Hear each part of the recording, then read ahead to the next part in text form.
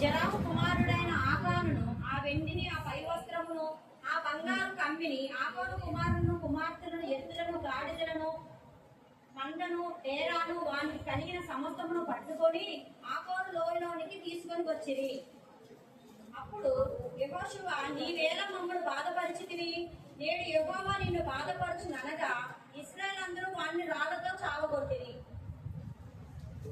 తర్వాత రావడంతో చావగొట్టిరి.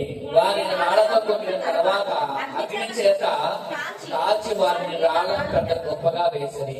అది నేటి వరకు ఉన్నది. అప్పుడు యెహోవా కోపోద్రేకము విడిచిన వాడే మరుగుతున్నాడు. అందుచేత నేటి వరకు ఆ చోటికి ఆకోరు లోయ అని పేరు అని పెట్టబడను. ఆకోరు లోయ అనగా బాధ లోయ. కింద పుస్తకంలో చూడండి ఏముంది? బాధ లోయ. ఆకారు లోయ అనగా అర్థమైంది. చెప్పండి అమ్మ అందరూ కూడా. ఈ సైడ్ చెప్పండి. ఆకారు లోయ అంటే ఏంటి? బాధ లోయ. ఈ సైడ్ చెప్పండి. బాధ కలిగించిన లోయ. ఎవరు అంటాడు కదా, యెహోషువ అంటాడు. అప్పుడు ఏమంటాడు? నువ్వు నన్ను ఎందుకు ఎలా మమ్మల్ని బాధపరిచావు అని అంటున్నాడు. అప్పుడు యెహోషువ, నీవేళ మమ్మల్ని బాధపరిచితివి? సరే, ఎందుకు బాధలోయ? ఎందుకు అక్కడ ఒక కుటుంబాన్ని రాళ్ళతో కొట్టి అగ్నితో కాల్చిన సందర్భం? ఒక కుటుంబాన్ని రాళ్ళతో కొట్టి అగ్నితో కాల్చిన సందర్భం ఇక్కడ మనం చూస్తున్నాం. ఎందుకంత బాధ లోయల కంటే ఒక కుటుంబాన్ని, ఒక దేవుని బిడ్డలను పిలువబడుతున్న కుటుంబమే అక్కడ ఇశ్రాయేలు ప్రజలందరూ కూడా రాళ్లతో కొట్టి చంపిన అక్కడ వైరం అనేది మనకు అక్కడ కనబడుతుంది. ఎందుకు రాళ్లతో కొట్టి చంపారంటే ఒక వ్యక్తి చేసిన ఒక అవిధేయమైన ఒక క్రియ వలన కుటుంబం అంతా కూడా చనిపోయిన సందర్భం. గుర్తు పెట్టుకున్న దేవుని బిడ్డలారా, నీ ఒక్కడు చేసిన పని నీ కుటుంబాన్ని అది దండించి వేసిన సత్యాన్ని గుర్తు పెట్టుకోవాలి. ఈ వాక్యం ద్వారా చేసింది ఎవరంటే ఆకాను చేసిన పని మనం చూసినట్లయితే 26 వచనంలో మనకు కనబడుతుంది. ఆ కాలమున యెహోషువ జనుల చేత శపథము చేయించి వారికి రాళ్ళు ఆజ్ఞాపించారు. ఏ ఆజ్ఞాపించాడట? ఎవడను ఎరుకో పట్టణము కట్టించడం పోనులో శాపగ్రస్తులవుతారు. పునాది వేసిన వాడు జ్యేష్ఠ కుమారుడు చచ్చిపోతాడు. తలుపులు అవనిలబెడితే వాడు చిన్న కొడుకు చచ్చిపోతాడు. చూడండి, ఇక్కడ ఎరుకో గురించి ఒక శ్రేష్టమైన మాటలు ప్రభు చెప్తున్నాడు. ఎరుకో అనగా ఒక శపితమైన ఒక దేశం, శపితమైన ఒక ఊరు. దేవుడు వారికి ముందుగానే చెప్పాడు అన్నమాట. ఏమని చెప్పాడు? ఎరుకోని పూర్తిగా మీరు ఏం చేయాలంటే నాశనం చేయాలని వాళ్ళతో శపథం చేయించుకున్నాడట దేవుడు. ఏం చేయించుకున్నాడండి? ఎరుకోని మీరు జయిస్తారు, కానీ ఎరుకోలో దేనికి కూడా మీరు తీసుకోకూడదు. మళ్ళా ఎరుకోని ఎవరైనా కట్టాలన్న ఆలోచన కలిగి దానికి పునాదులు వేస్తే మీ జ్యేష్ఠ కుమారుడు చనిపోతాడు. ఒక తలుపులు కానీ నిలబెడితే మీ కనిష్ట కుమారుడు చనిపోతాడు అని ముందుగానే వాళ్ళకి హెచ్చరిక చేశారు దేవుడు. అర్థమైందండి? హెచ్చరిక చేసిన తర్వాత కూడా అందులోంచి ఈ ఆకాను ఏం చేశాడంటే శపితమైన దానిని ఏం చేశాడంట చూడండి. 7వ అధ్యాయంలో శపితమైన దాని విషయంలో ఇశ్రాయేలు తిరుగుబాటు చేశారంట. ఎట్లనగా యోధా గోత్రంలో బెరాము ముని మనువుడును, జబ్ది కుమారుడును, కర్మీ కుమారుడైన ఆకాను శపితము చేయబడిన దానిలో కొంత తీసుకొని కనుక యెహోవా ఇశ్రాయేలు మీద కోపించెను. దేవుని స్తోత్రం చెప్పండి. దేవుడు ఏదైతే వద్దు అన్నాడో, ఏదైతే మీరు తీసుకోకుండా వారితో ఆజ్ఞాపించాడో, శపథం చేయించాడో, అది ఆకారం చేయకుండా ఆకారం అనే వ్యక్తి ఏం చేశాడంట? ఆ శబ్దమైన దాంట్లో కొంత తీసుకున్నాడట. దేవుని స్తోత్రం చెప్పండి. ఇప్పుడు ఇక్కడ ఒక మాటను గమనించండి. జయించిన ఆ ఊరిలో ఏది కూడా తీసుకోకూడదని దేవుడు ఆజ్ఞ జారీ చేశాడు. ఆజ్ఞ జారీ చేసినప్పుడు వీళ్ళు అది తీసుకోకుండా ఉండాలి. దేవుడు ఏదైతే ఆజ్ఞాపించాడో ఆజ్ఞను అతిక్రమించడమే పాపం. ఆదాము కాలంలో ఆదాములో అవ్వ చేసిన పని కూడా అదే. అది తినొద్దు అన్నాడు, కానీ అది తిన్నారు. అక్కడి నుంచే పాపం మొదలైంది కదా. ఇక్కడ కూడా ఒక శపితమైన దాన్ని శపితమైన దాన్ని మీరు నాశనం చేయాలంటే యాకాన్ని ఏం చేశాడంట? కొంత తీసుకున్నాడు. ఏం తీసుకున్నాడు? బంగారు కమ్మె ఒకటి, షీనారు వస్త్రం ఒకటి, వెండి, అలా 3 తీసుకున్నాడు.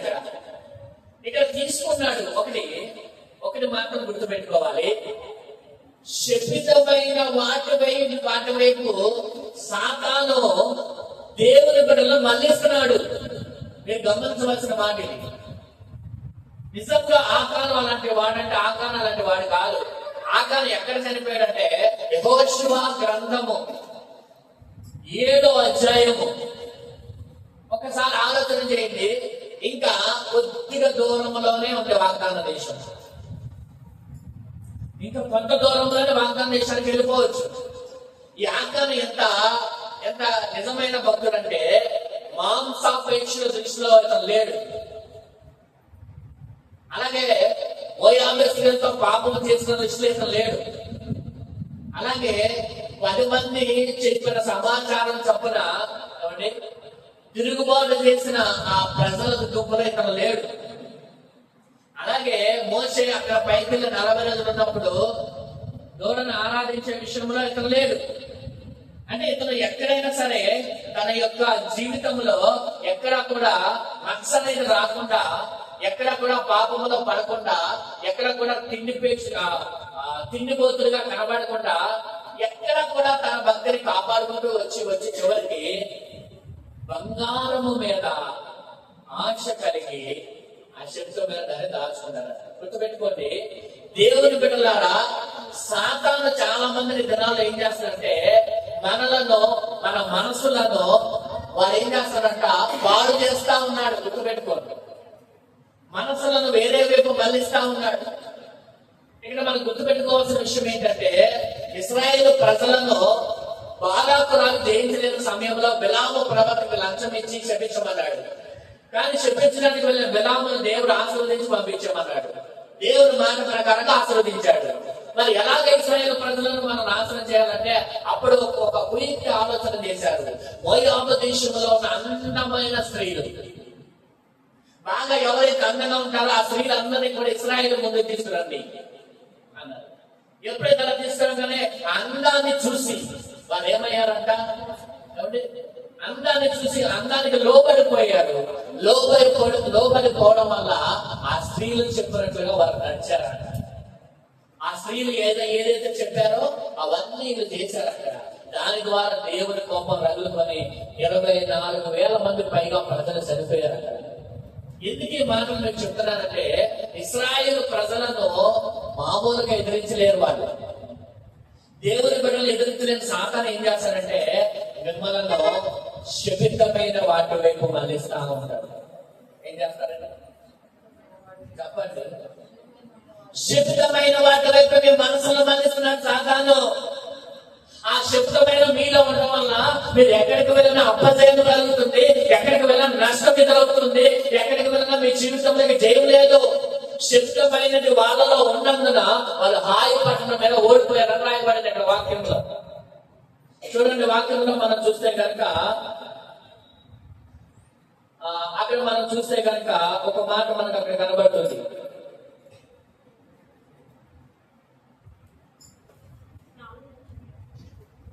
7వ అధ్యాయంలోనే కాబట్టి ఇంచుమించు 3,000 మంది అక్కడికి వెళ్ళింది కానీ వారు హాయి వారి ఎదుట నిలవలేక పారిపోయి. ఎందుకు పారిపోయారు వాళ్ళు? ఎందుకు నిలవలేకపోయారు వాళ్ళు? ఏమండి, ఎందుకు వాళ్ళు నిలబెట్టలేకపోయారు?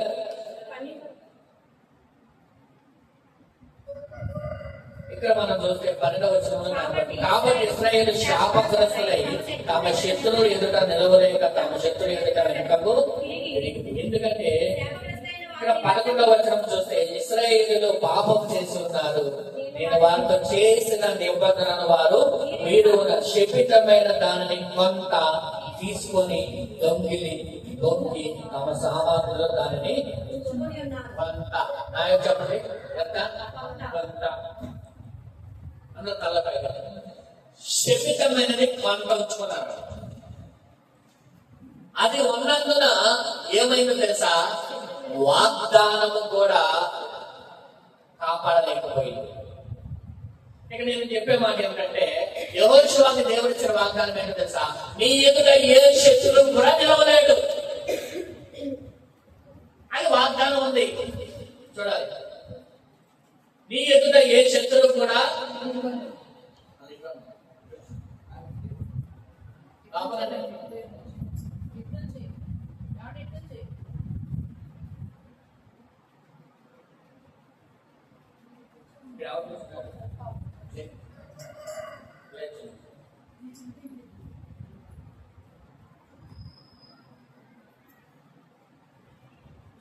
నీ ఎదుట ఏంటంట, ఏ శత్రువు కూడా నిలవలేదని యెహోషువకు వాగ్దానం ఉంది మొదటి అధ్యాయంలో. కానీ ఇక్కడికి వచ్చేసరికి ఓడిపోయారు. ఇక్కడ యెహోషువకు అర్థం కావట్లా, బట్టలు చింపుకున్నాడట. ఎందుకు ఓడిపోయారు ప్రభా, మా పక్షంగా వాగ్దానం ఉందిగా, మన పక్షం కూడా దేవుడు వాగ్దానాలు ఉన్నాయి, కానీ ఎందుకు ఓడిపోతున్నాం? ఎందుకు కొన్ని పరిస్థితులు నష్టాలు వస్తున్నాయి? ఎందుకు కొన్ని మన జీవితాల్లో నష్టాలు కలుగుతున్నాయి? ఏమో శపితమైనది ఏదైనా కొంత ఉందేమో, ఏమండి, శపితమైనది ఏదైనా మన దగ్గర ఉందేమో. ఈరోజు ప్రభు మాట్లాడుతున్న మాటను మీరు చాలా సీరియస్ గా తీసుకోండి. వాళ్ళలో శపితమైన ఉన్నందు వల్లనే వాళ్ళు ఏమయ్యారంట, ఏమండి, ఆకారం తీసి దాచుకోవడం వల్ల వారు చిన్న పట్టణం మీద కూడా ఓడిపోయారు. ఏమండి, పెద్ద పెద్ద రాజ్యాలను జయించిన చరిత్ర వెలుగుతుంది. ఆయన పట్టణాన్ని వేయించుకుంటే ఆ ఎంతమంది అలా చిన్నగా ఏంటంటే ఆ 3,000 మంది సరిపోతారు. ఎంతమంది అండి? 3,000 మంది చాలు, ఈజీగా మనం గెలిచేస్తాం. అందరికి యొక్క కాన్ఫిడెన్స్ చూడండి ఎంత ఇదిగా ఉందంటే దేవుడు అంటే, దేవుని బిడ్డలకి ఏదో మేము ఊరికే గెలిచేస్తాం, మీకం గెలిచేస్తాం అన్నారు. కానీ అక్కడికి వెళ్ళి వాళ్ళ దగ్గర ఓడిపోయి నిలవలేక పారిపోయారు. ఈరోజు ఎందుకు నువ్వు నిలవలేకపోతున్నావో తెలుసా? శక్తిమైనది ఏదైనా నీలో ఉందేమో ఒకసారి చూసుకోవాలి. హల్లెలూయా. ఈ వాక్యపు వెలుగులో శపితమైనది దాచుకున్నాడంటే కొంత. ఏ శబ్దమైనది మనల్ని ఏలుబడి చేస్తుంది ఈరోజు? శబ్దమైనది ఏంటి? దేవుని నిబంధనలకు కానిది, దేవుని ఆజ్ఞలలో లేనిది ఏది నువ్వు చేసినా, ఏది నీ దగ్గరున్నా అది శబ్దమైన దాని కిందే వస్తుంది. హల్లెలూయా. ఇదే శబ్దమైనది సౌలు కూడా చేశాడు, సౌలు రాజు కూడా చేశాడు. ఇదే దేవుడు చెప్పాడు. చూడండి, సమూయేలు గ్రంథంలో ఉంటుంది, చూడండి, మొదటి సమూయేలు గ్రంథం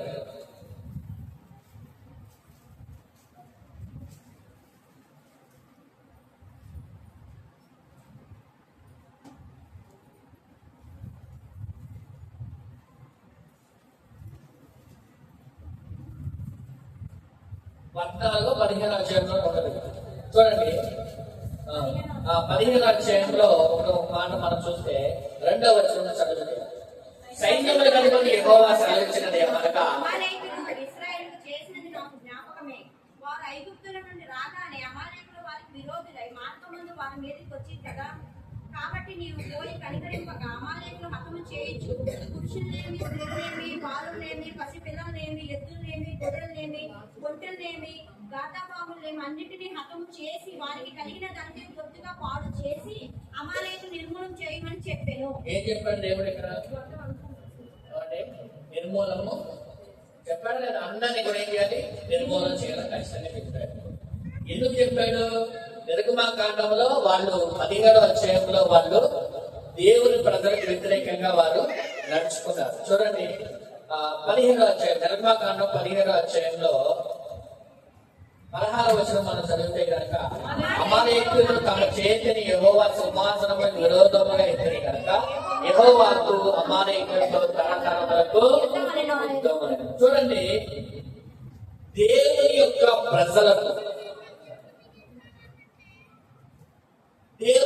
ప్రజలకు వాళ్ళు అడ్డొచ్చారు.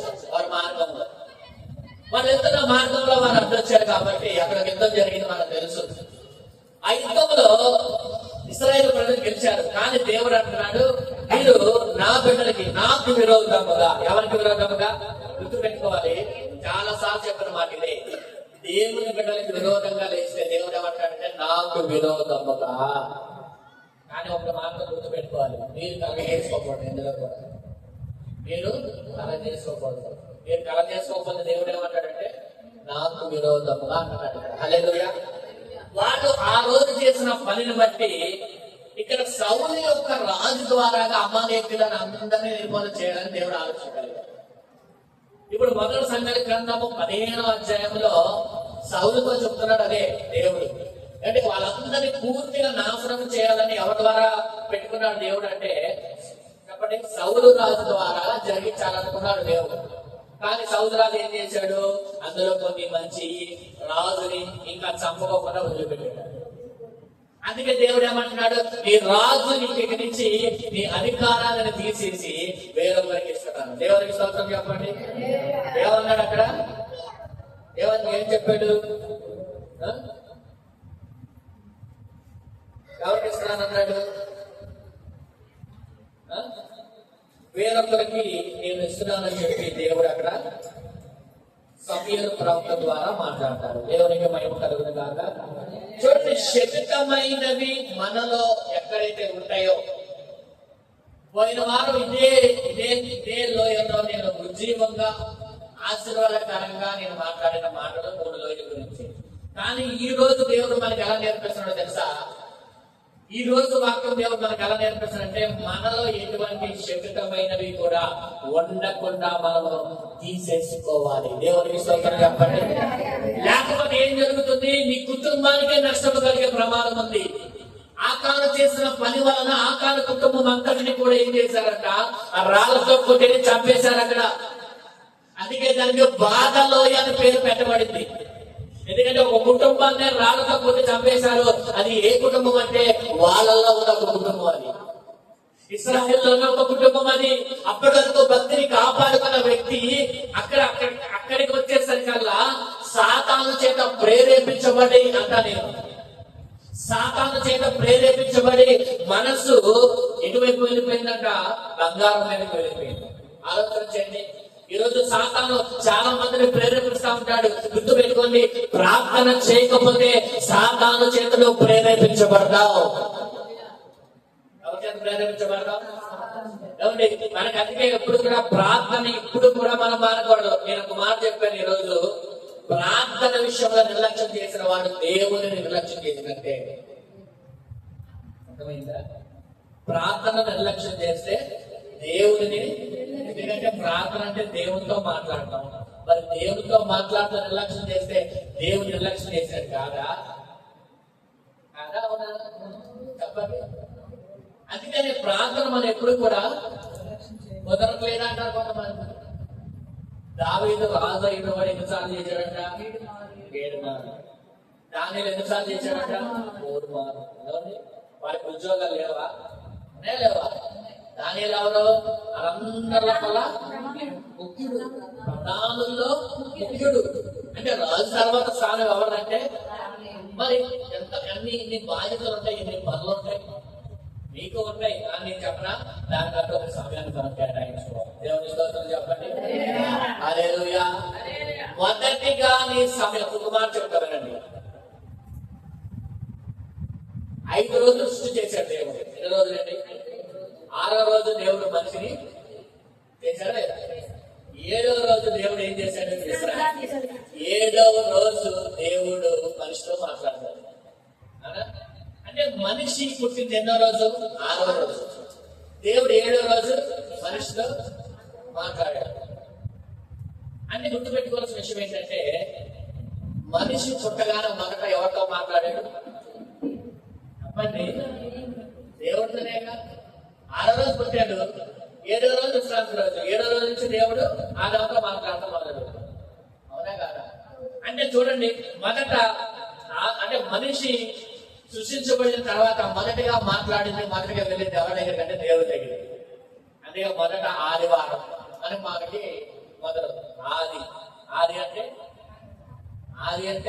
మొదటిది. చెప్పండి, ఆది అంటే ఏంటి? మొదటి వారంలో మొదటిది ఆది. అందుకే ఆదివారం. అందుకే మొదట ఎక్కడికి వెళ్ళాలి మనం? ఆదివారం మందిరానికి వచ్చి తర్వాత పల్లికి వెళ్ళాలి. అర్థమైందా? మొదటి ఏంటి? ఆదివారం. అందుకే మనిషి మొదటిగా దేవుడికి కలిసింది ఆదివారం, మొదటి రోజే, అంటే విశ్రాంతి రోజు. తర్వాత అంటే అంటే విశ్రాంతి రోజు అనేసరికి కొన్ని భావనలు ఉన్నాయి, కొన్ని మాటలు ఉన్నాయి. దాని గురించి ఇప్పుడు నేను చెప్పలే కానీ చాలా సమయం అయింది. విశ్రాంతి రోజు అంటే శనివారం కింద లెక్క కొంతమంది, అది పాత నిబంధన ప్రకారం, అవునా? సరే, దాని గురించి కొత్త నిబంధనలు కూడా దాన్ని కొంతమంది చెప్పారు విశ్లేషకులు, అవన్నీ పొడుగు. కానీ అయితే మరి మొదటిగా మనము మొదటి ప్రయారిటీ ఎవరికి ఇవ్వాలంటే దేవునికి ఇవ్వాలి కదా. మొదటి స్థానం దేవునికి ఇవ్వాలి కదా. నీ మొదటి గంట దేవునికి ఇవ్వాలి కదా. నువ్వు లేవగానే నీ మాట దేవుడితో ఉండాలి కదా, ఉండాలా లేదా? అందుకే మనం మొదటిగా మన లెగంగానే మొదటిగా ఫోన్ కాదు మనం చూడాల్సింది, లేదా వేరే వద్ద కాదు మనం మాట్లాడాల్సింది. నువ్వు ఎక్కడ కూర్చోవాలంటే దేవుని సన్నిధిలో కూర్చో. హల్లెలూయా. నీ మాట మొదటి మాట దేవునితో మాట్లాడు. హల్లెలూయా. అప్పుడు ఆ ప్రార్థన పైకి వెళ్తుంది, దేవుని మహిమ నీ మీద దిగి వస్తుంది. హల్లెలూయా. ఉదయకాల ప్రార్థన వచ్చే వారం పెడతాను, గుర్తుపెట్టుకొని. ఈ వారం లేదు, నేను ఊరంతా కాబట్టి వారం పెట్టట్లా. వచ్చే వారం 7 రోజులు 5 నుంచి 7 వరకు ఉదయకాల ప్రార్థన జరుగుతాయి. కాబట్టి ప్రతి వారు నేను ఎందుకు ఆ ప్రార్థన పెట్టే ఉద్దేశం ఏంటో తెలుసా? ఆ 7 రోజులు క్రమం చేస్తే ఇంటి దగ్గర మీరు నేర్చుకుంటారు తర్వాత మిగతా 3 వారాలు కదా.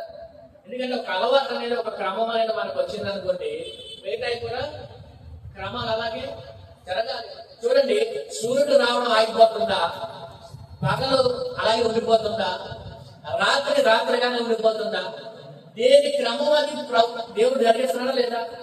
అవన్నీ అంటే రాత్రి జ్ఞానం నేర్పిస్తుందని రాయబడి ఉంది కీర్తనలో. ఏ కీర్తన అండి? 19వ కీర్తనలో రాత్రి పగలంతా బోధ చేస్తుందంట, రాత్రి అంతా జ్ఞానం నేర్పిస్తుందంట. అర్థమైందా? చూడండి, అవన్నీ క్రమాలుగా పాటిస్తున్నాయి కానీ మనం మాత్రం క్రమంగా ఉండదు. ఆలోచన చేయడం రోజు చూడండి, ఆకోరు లోయ, ఇది బాధ లోయ. ఎందుకు బాధ అంటే శపితమైన వాటిని దాచుకున్నాడు కాబట్టి. ఈరోజు ఎవరికి బాధ, ఒకే ఒక మాట చెప్తానండి, శ్రమలు ఉన్నా ఏమండి, ఇబ్బందులు ఉన్నా పర్వాలేదు కానీ దేవుడు తోడుగా లేని వారికి బాధ. ఏమంటారు? ఏమండి, దేవుడు తోడుగా లేకపోతే బాధ. కొన్నిసార్లు అందరూ ప్రార్థన చేస్తారు కానీ తొలగించుకోవద్దు.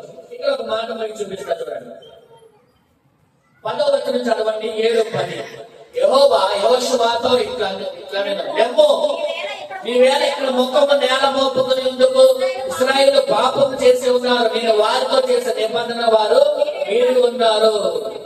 చూడండి, యెహోషువ ఏం చేస్తాడండి చెప్పండి? యెహోషువ ఏం చేస్తున్నాడు? ప్రార్థన చేసుకుంటాడు. ఎందుకు ఇలా జరిగింది ప్రభువా? అందరు నా కిందే చూడదు, అందరు తలపై కట్టండి. ఓడిపోయారు వాళ్ళు, వెళ్ళి ఓడిపోయారు. ఇక్కడ యెహోషువకు అర్థం కాని విషయం ఏంటో చెప్పనా? అందరు తలపై కట్టండి. పెద్ద పెద్ద రాజ్యాల మీద గెలిచాము, పెద్ద పెద్ద వీళ్ళ మీద గెలిచాము. చిన్న పట్టణం 3,000 మంది మీద మేము గెలవలేకపోయేసరికి యెహోషువకి ఏం అర్థం కావట్లా. ఎందుకంటే అపజయం అనేది వాళ్ళకి ఉండదని చెప్పి దేవుడు చెప్పాడు. ఎవరు నీ ఎదుట నిలవలేరని కూడా చెప్పాడు.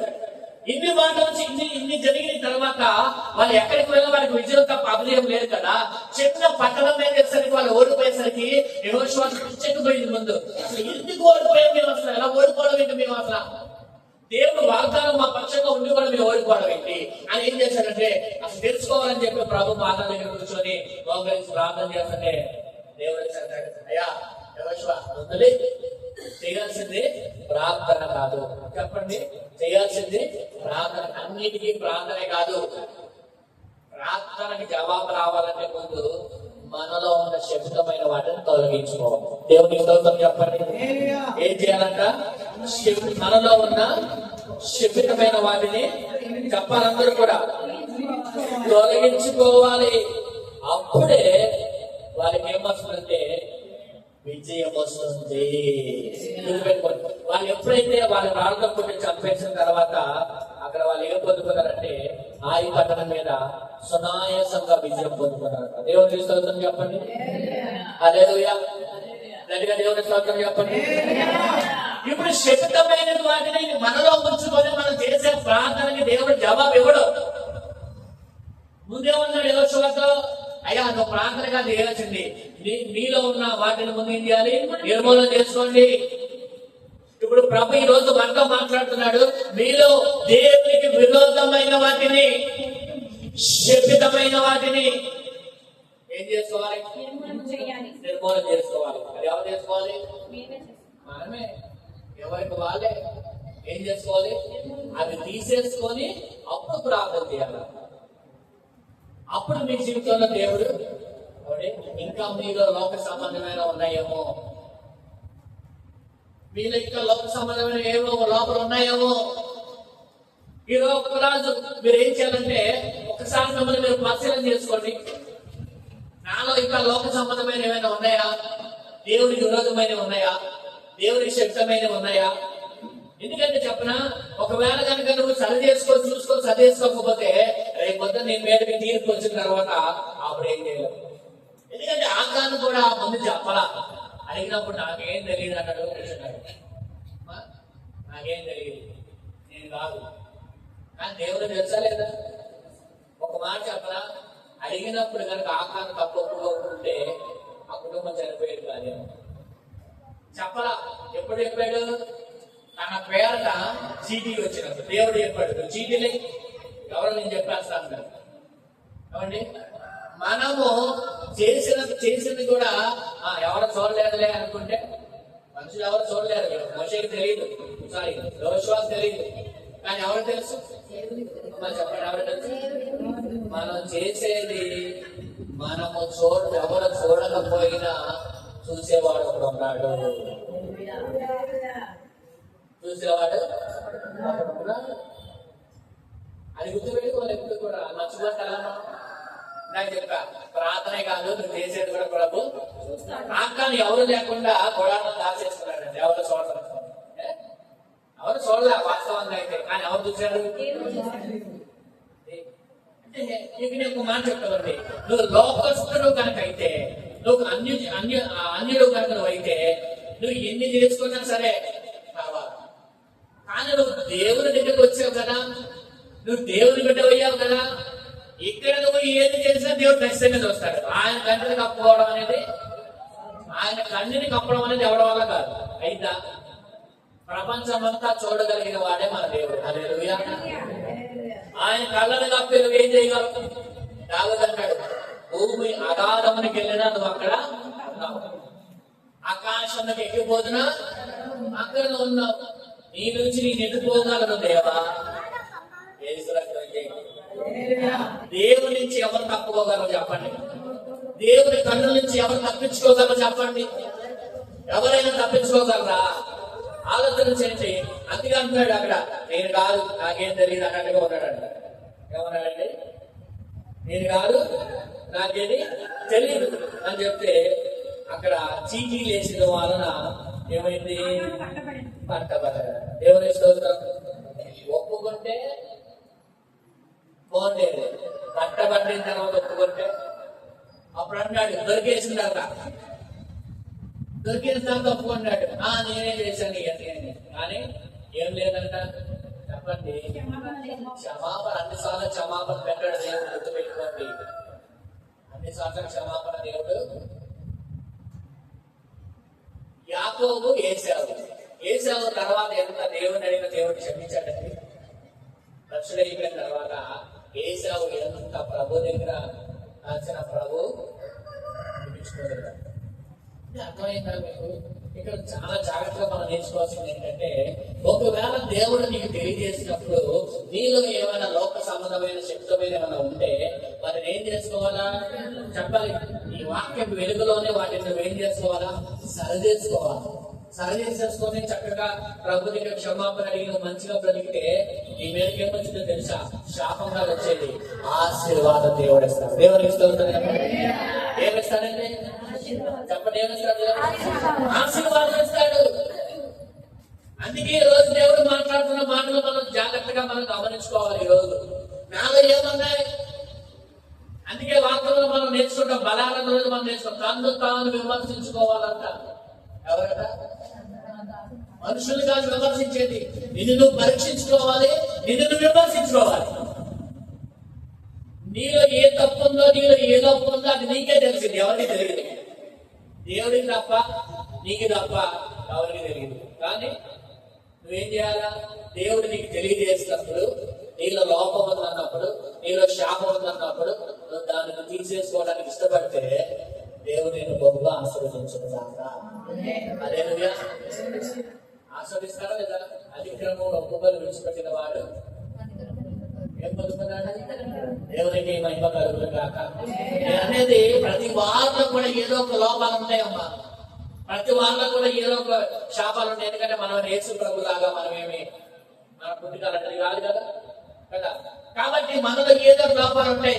మనం ఏం చేసుకోవాలంటే వాటిని గుర్తించి వాటిని తీసే విషయంలో మనం జాగ్రత్తగా మనం చేయగలిగితే కనుక.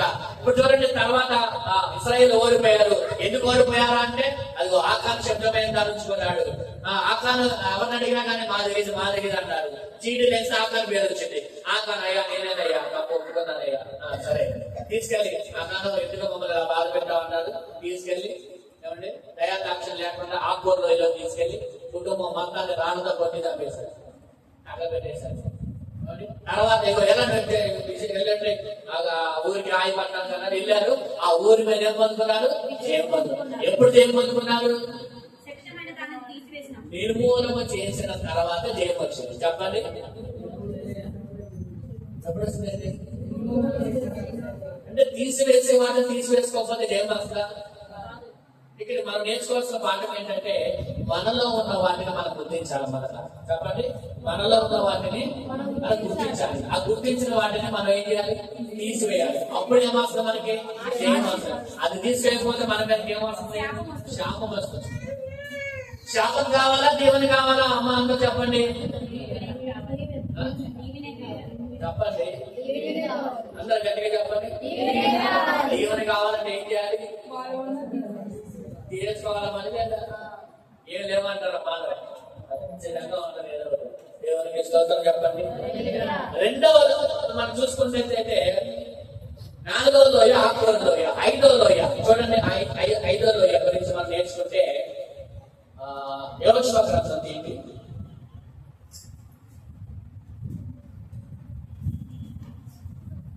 పదో అధ్యాయము 12-13 వచనాలు. యెహోవా ఇశ్రాయేలు ఎదుట అమోరీయులను అప్పగించిన దినమున ఇశ్రాయేలు వినుచుండగా యెహోవాకు ప్రార్థన చేసెను. సూర్యుడా నీవు గిబ్యోనులో నిలువుము, చంద్రుడా నీవు అయ్యాలోను లోయలో నిలువుము. జనులు తమ శత్రువుల మీద పగ తీర్చుకుని వరకు సూర్యుడు నిలిచెను, చంద్రుడు ఆగెను అన్న మాట యాషారు గ్రంథంలో రాయబడి ఉన్నది కదా. సూర్యుడు ఆకాశ మధ్యమున నిలిచి ఇంచుమించు ఒక నాడెల్లా అస్తమింప త్వరపడలేదు. ఒక రోజు సూర్యుడు ఏమయ్యాడట? ఇంచుమించు అస్తమించలేదంట. యెహోవా ఒక నరుని మనవి విని ఆ దినము దానికి ముందు గాని దానికి తర్వాత గాని ఉండలేదు. దేవునికి స్తోత్రం కలుగును గాక. అయ్యాను లోయ, 5వ లోయ చెప్పండి. అయ్యా అందరు దేవునికి స్తోత్రం చెప్పండి. అందరు తలపైకి ఎత్తండి. అందరూ సంతోషంగా ఉండదు. ఏంటి అప్పుడే అయిపోయింది, వదిలేస్తా. ఇంకా టైం 10 నిమిషాలు ఉంటారు. చెప్పి ముగించేస్తా. చెప్పండి ఏ లోయ? అయ్యాలో లోయ. 4వది జరిగితే 5వ లోయకి వెళ్ళామంటే అద్భుతాలు జరిగే లోయ. దేవునికి స్తోత్రం. నరుని ప్రార్థన విని ఆ లోయలో జరిగిన సందర్భం అంతకు ముందు గానీ అక్కడ తర్వాత కానీ ఎప్పుడు జరగలేదు. అంటే ఏం జరిగింది అక్కడ? అద్భుతం. యెహోషువ ప్రార్థన విని సూర్యుడు నిలిచిపోయాడంట, చంద్రుడు ఆగిపోయాడంట. ప్రకృతి కూడా ఒక మనిషి ప్రార్థనకి లోబడి, ప్రకృతి ఒక మనిషి ప్రార్థనకి లోబడిన సందర్భం అది. విజయం కోసం యెహోషువ ప్రార్థన చేస్తారంట. ఏం జరిగిందో తెలుసా? సూర్యుడు కూడా ఆగిపోయాడంట. అంటే ప్రార్థనకి ఎంత శక్తి ఉందండి? ఉందా లేదా? చెప్పండి అందరూ కూడా. ప్రార్థన శక్తి ఉందా లేదా? మరి ఎందుకంటే భయపడతారు? యెహోషువ ప్రార్థన చేస్తే సూర్యుడు ఆగిపోయాడంటే మీరు ప్రార్థన చేస్తే మీ సమస్యలు పోవా, మీ శోధనలు పోవా, మీ బాధలు పోవా. చెప్పండి ధైర్యంగా పోతాయని. దేవుడు మనకి ఇచ్చిన శక్తివంతమైన ఆయుధం ఏంటో తెలుసా? ప్రార్థన. దేవుడికి స్తోత్రం. దేవుడు మనకి ఇచ్చిన కావాల్సిన ప్రార్థనే. ఆ ప్రార్థన చంద్రుడు ఆగిపోయాడు. అయ్యాలోను అనుభవం ప్రతి వారు పొందుకొందురు గాక. మీ ప్రార్థనకు పదులు పెట్టండి ఈ రోజు. హల్లెలూయా. ఈ ప్రార్థనకి ఏం పెట్టాలి? పదులు పెట్టండి. ప్రార్థనలో పోరాడండి. మీరో సమస్య తీర్చుకోండి. దేవుని దగ్గర కూర్చోండి. దేవుని దగ్గర కూర్చొని సమస్య గెలిచిద్దా మీరు గెలుస్తారో తెచ్చుకోండి. దేవుని దగ్గర కూర్చొని దేవుని పాదాల పట్టుకొని పోరాడండి. యాకోబులాగా జయం పొందుకోండి దేవుని సన్నిధిలో. దేవునికి స్తోత్రం కలుగును గాక. యాకోబులాగా మనం జయం పొందుకోవాలి దేవుని దగ్గర. పోరాడు దేవునితో, దేవుని సన్నిధిలో. ప్రార్థనలో పోరాడాలి. మనం ఎలా పోరాడాలండి? ప్రార్థనలో పోరాడితే పొందకపోవుట అసాధ్యము. ప్రార్థనలో కలిగితే నష్టపోవుట అసాధ్యము. ప్రార్థనలు నలుపుతున్నారా? సమస్యలను ప్రార్థనలు నలుపుతున్నారా? నలపండి సమస్యల ప్రార్థనలో. హల్లెలూయా, హల్లెలూయా. ప్రార్థనలో పోరాడునది పొందకపోవుట. మాట పాడుతున్నారు, నా జీవితం వచ్చేసరికి ఎందుకు నిరుత్సాహపడిపోతున్నారు?